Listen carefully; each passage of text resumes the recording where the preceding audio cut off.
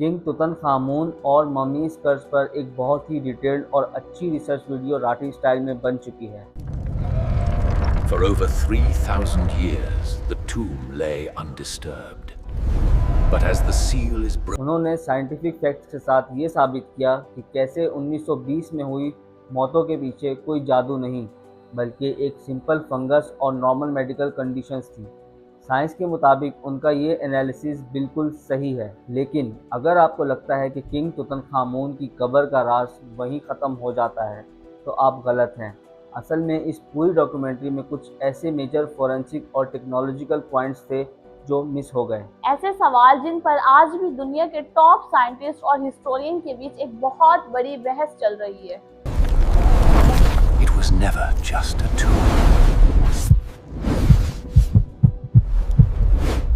जैसे कि 2005 में मॉडर्न आर्कियोलॉजिस्ट ने इस मम्मी का सबसे पहला सीटी स्कैन करने की कोशिश की, तो अचानक उनका पूरा एडवांस कंप्यूटर सिस्टम क्रैश क्यों हो गया था? और इजिप्ट के सबसे बड़े उसूल को तोड़कर किंग तुतनखामून की मम्मी से उसका दिल किसने और क्यों गायब किया?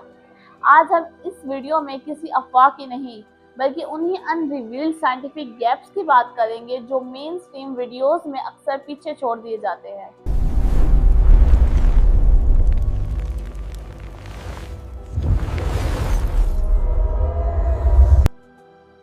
जब 1922 में किंग तुतनखामून की कब्र खोली गई, तो वहाँ 5,000 से ज़्यादा सोने चांदी की चीज़ें मिली, लेकिन उन सबके बीच छिपी हुई एक ऐसी छुरी जो इस दुनिया की थी ही नहीं, एक ऐसी मेटल ब्लेंड जो उस ज़माने में इंसान बना ही नहीं सकता था, क्योंकि तब तक लोहा पिघलाने की टेक्नोलॉजी इन्वेंट ही नहीं हुई थी। The holographic scan reveals a crystalline structure, unlike any terrestrial iron. This metal clearly came from the stars. 3,000 साल बीत गए, इजिप्ट के बड़े बड़े किले मिट्टी में मिल गए, लेकिन इस छुरी पर आज तक एक कतरा जंग नहीं लगा। आखिर क्या कनेक्शन था एक 18 साल के बीमार राजा का आउटर स्पेस और एलियंस के साथ? आज हम वहाँ से कहानी शुरू करेंगे जहाँ सबकी रिसर्च ख़त्म हो जाती है। I see things, wonderful things. Historians कहते हैं कि किंग तुतनखामून के ज़माने में ब्रॉन्ज एज चल रहा था, यानी इंसान सिर्फ कॉपर और ब्रॉन्ज यूज़ करना जानता था। लोहा पिघलाने के लिए 1500 सेंटीग्रेड की आग चाहिए होती थी, जो तब नामुमकिन थी। तो फिर तुतनखामून के पास ये आयरन डैगर कहाँ से आए? साल 2016 में इटालियन और इजिप्शियन साइंटिस्ट ने एक्स-रे फ्लोरेसेंस स्पेक्ट्रोमेट्री का यूज किया। जो रिजल्ट आया उसने सबके होश उड़ा दिए। इस ब्लेड में हाई निकल और कोबाल्ट मिला। ये वो रेशो है जो सिर्फ और सिर्फ मेटोरिट्स यानी फलाई पत्थरों में पाया जाता है। हायरोग्लिफ में इसको आयरन फ्रॉम द स्काई लिखा गया है। इजिप्ट के लोग मानते थे कि ये देवताओं का तोहफा है। किंग तुतनखामून को इस कॉस्मिक वेपन के साथ दफनाया गया था ताकि वो अगली दुनिया में देवताओं से लानत ना उठाए। लेकिन मिस्ट्री सिर्फ आसमान तक नहीं थी, उसकी मम्मी के अंदर भी एक घिनौना राज छुपा था। अक्सर फिल्मों में और डॉक्यूमेंट्रीज में किंग तुतनखामून को एक बहादुर, हसीन और ताकतवर राजा दिखाया जाता है, लेकिन फॉरेंसिक साइंस का सच इससे बिल्कुल उल्टा है। साल 2014 में साइंटिस्ट ने उसके डीएनए का वर्चुअल ऑटोप्सी किया। तुतनखामून के माँ बाप आपस में सगे बहन भाई थे। जनरेशन टू जनरेशन इस इंसेस्ट की वजह से उसे एक बीमारी थी, कोहलर्स डिजीज़, जिससे उसकी हड्डियां अंदर से सड़ रही थीं।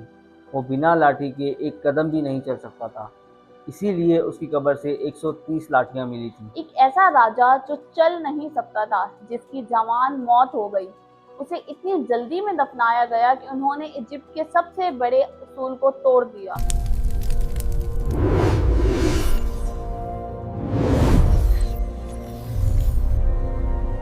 एंशिएंट इजिप्ट में जब किसी की मम्मी बनाई जाती थी तो दिमाग और बाकी सारे ऑर्गन्स निकाल दिए जाते थे, लेकिन दिल को कभी नहीं निकाला जाता था। उनका मानना था कि एनिमस यानी उनका खुदा अगली दुनिया में दिल का वजन करेगा।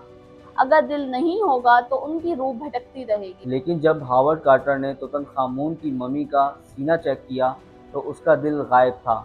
वहाँ दिल की जगह बिल्कुल खाली थी। आखिर क्यों? क्या उसकी मौत के वक्त उसके दुश्मनों ने उसका दिल निकाल कर फेंक दिया था ताकि उसे कभी जन्नत ना मिले, या फिर मामला कुछ और था? मिस्ट्री यहाँ खत्म नहीं होती।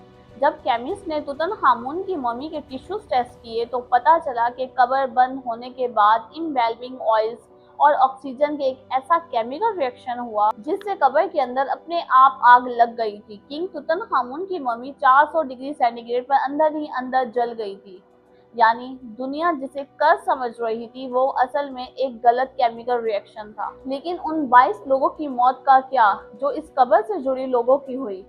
ध्रुव ने बताया कि वो सिर्फ एक इत्तेफाक था, लेकिन मॉडर्न माइक्रोबायोलॉजिस्ट का एक और बड़ा दावा है the ancient bio trap. Egyptians को पता था कि उनकी कब्रों को चोर लूटने आएंगे, इसलिए वो दीवारों पर ऐसे ऑर्गेनिक पेस्ट लगाते थे जो हजारों साल बंद रहने के बाद डेडली टॉक्सिन और जहरीली गैसेस में बदल जाते थे। जब लॉर्ड कार्नरवॉन ने अंदर कदम रखा तो उनका इम्यून सिस्टम पहले से कमजोर था। उस बंद कमरे में पैदा हुई जहरीली गैस ने उनके लंग्स पर अटैक किया। यानी किंग तुतनखामुन की कहानी किसी जादुई कर्ज की नहीं है। ये कहानी है एक ऐसे कमज़ोर बादशाह की जिसे अपनों ने धोखा दिया, जिसका दिल निकाल लिया गया, जिसकी मम्मी अंदर ही अंदर जल गई, लेकिन उसके पास देवताओं का दिया हुआ एक कॉस्मिक वेपन था जिसमें आज 3000 साल बाद भी जंग नहीं लगा। The golden artifacts and magnificent shrines tell only part of the story. आपको क्या लगता है, क्या वो स्पेस डैगर सच में एलियंस ने दी थी या इजिप्शियंस स्पेस साइंस में हमसे आगे थे? I see things, wonderful things.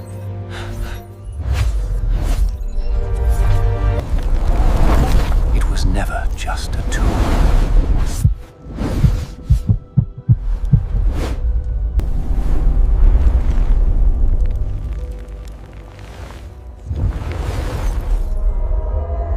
Comments में अपनी राय ज़रूर दें और सब्सक्राइब करना ना भूलें।